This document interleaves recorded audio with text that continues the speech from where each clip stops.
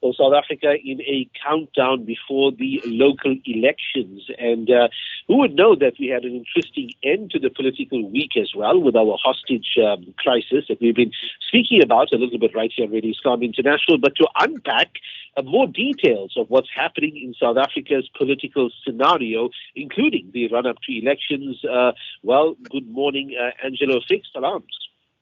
Alaikum assalam to you and to your listeners. And shukran, thanks for joining us, Angelo, on this ASRI report this morning. With just over half a month before the 1st of November polls, I mean, what does the electioneering tell us about the state of political parties in South Africa? So I'm afraid it's not good news for voters. What we have is some kind of meltdown happening in our politics that really needs to be accounted for. Last night's events are beginning to overshadow the events of last weekend and the earlier part of the week that actually demonstrate that there's a real problem of trust and a trust deficit between voters, citizens, and the institutions of our society. Holding ministers hostage, the fact that this was an organization's own creation that came back to, shall we say, haunt it at the St. George's Hotel is just the latest in a series of developments that have affected all political parties, including the majority party as well as the smaller parties. If you go back to the Democratic Alliance's responses to the Phoenix posters, they're batting down the fact that a member of their party has resigned as the campaign officer for, a major mayoral campaign that they were running in Gauteng. The fact that the Economic Freedom Fighters leader is making very, sort of incendiary remarks about family sizes and the government's ability to afford support for them. This is just an indication of just how poorly political parties are doing. But I think in combination with that, there is also the way in which citizens get access to information about the politics of their country. So we, on the one hand, have an experience that's firsthand of what happens, whether it's municipal failure or success. Our own membership of political parties, our support for and following of those details, and then the mediation of that information to us through mass media organizations. And we weigh those up together. But in a country like South Africa, that's not as easy as it sounds, precisely because we continue to have an embattled, underfunded public broadcaster that can provide us with a certain kind of information that is meant to be not biased, is governed by electoral law. And then we have the dominant, presence of corporate media. And those media organizations that are privately owned are often part of stable corporations that reflect the interests of their owners. And so it's very difficult for citizens to kind of negotiate this very difficult and awkward terrain of separating their own experiences from what they're being told is actually happening. You mentioned the events of last night, Angelo. I mean, what are we to make of this? I know the details will obviously emerge in the next few hours, and I'm sure many media outlets will pick up on it, heading into the weekend. But what does this tell us? Is there a crisis in South Africa's, political system, in the democracy? Here you have people who are, politically related in many ways. They're not from different parties. They've been allies in the past. And here you have the minister blatantly saying that we were held hostage. Well, the problem there is that, of course, this is a creation of the African National Congress in its post-apartheid governance phase. So while the MK Veterans Association is a feature of that phase, the way in which the African National Congress as a political party deploying people into government has indulged and in some senses empowered and emboldened the Military Veterans Association is partly the problem that they're facing now. And in some senses, they're like Dr. Frankenstein, having created a monster that's come back to haunt them. And it's crucial for us to recognize that this problem now begins to affect the rest of us who live in the society who may not be members of the African National Congress because, only 11 million people vote for them and they have a much smaller membership. But 60 million people have to live with the realities of this.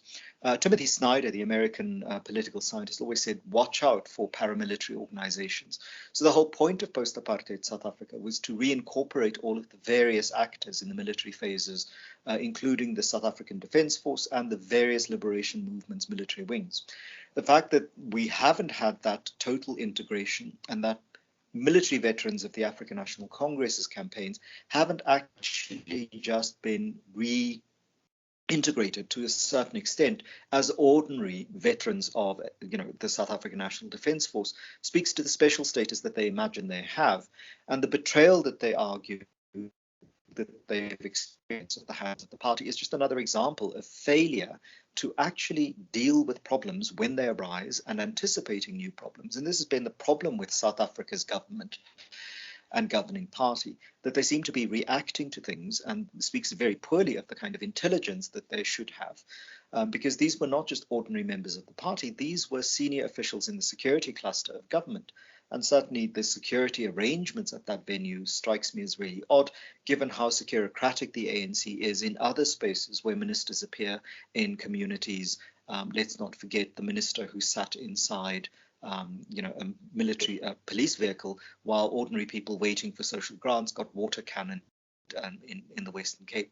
So it seems to be an odd moment for the party, but it's an even more concerning and worrying moment for the ordinary citizens of South Africa, that there's a militarization going on, not just of the ordinary public space by government, but actually within the party, this kind of rhetoric. And we heard the rhetoric yesterday coming from the former president at the so-called prayer meeting in Durban, that this really is of concern and should be dealt with sooner rather than later.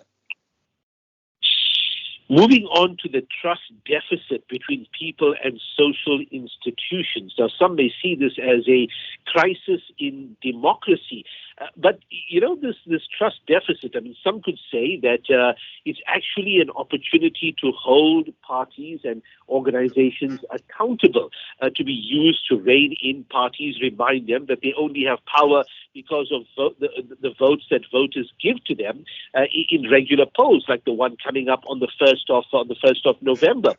How are we to make of this trust deficit, Angelo? So I think the trust deficit ought to concern us because it speaks to social atomization and social enemy.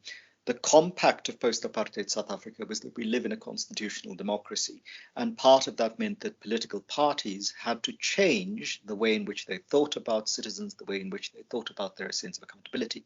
That hasn't happened, and the corruption scandals across party divisions is merely the symptom of a much more deep-seated problem, and that deep-seated problem is that these are people who should be in civic service, but actually continue to construct themselves as leaders. And that vanguardist idea that they are leading some kind of process of change comes from the anti-apartheid and the late apartheid period.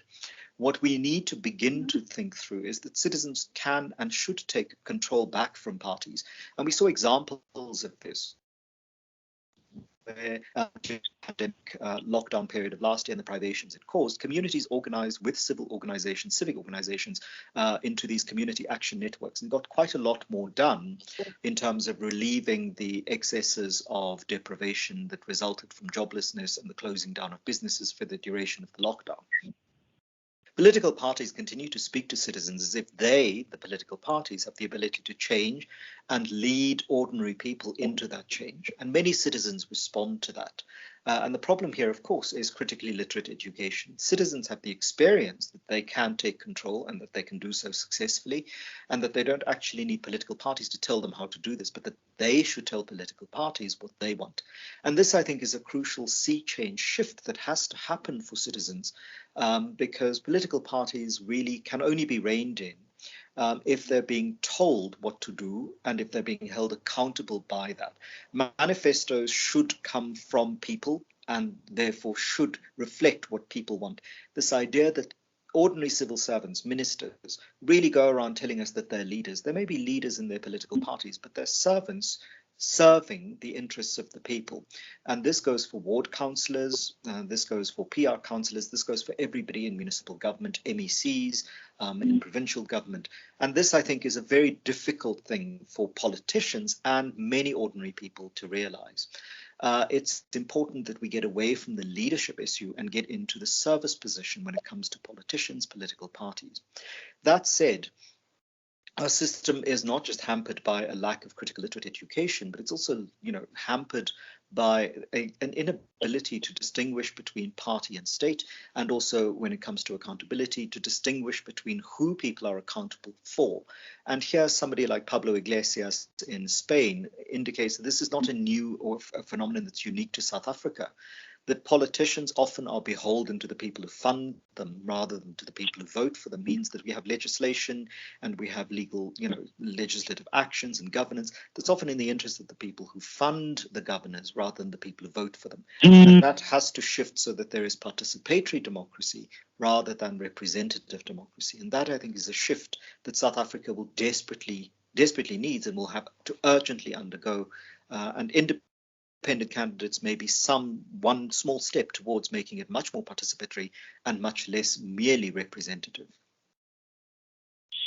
Angelo, we of course can't conclude today's ASRI's discussion without some reference to the Jacob Zuma, former President Jacob Zuma's prayer meeting, cut short because of inclement weather, windy weather out here in Durban. But he did make some interesting, comments and worthy of mention, calling for people to vote for the ANC, not to use the current, bad leadership within the party to strengthen the enemies of the ANC. We've also seen during the course of the week Oscar Moboyane's desire to halt a Hawks investigation and various allegations that the NPA is dragging its feet on the matter because he's a Ramaphosa ally. What are we to make of these things?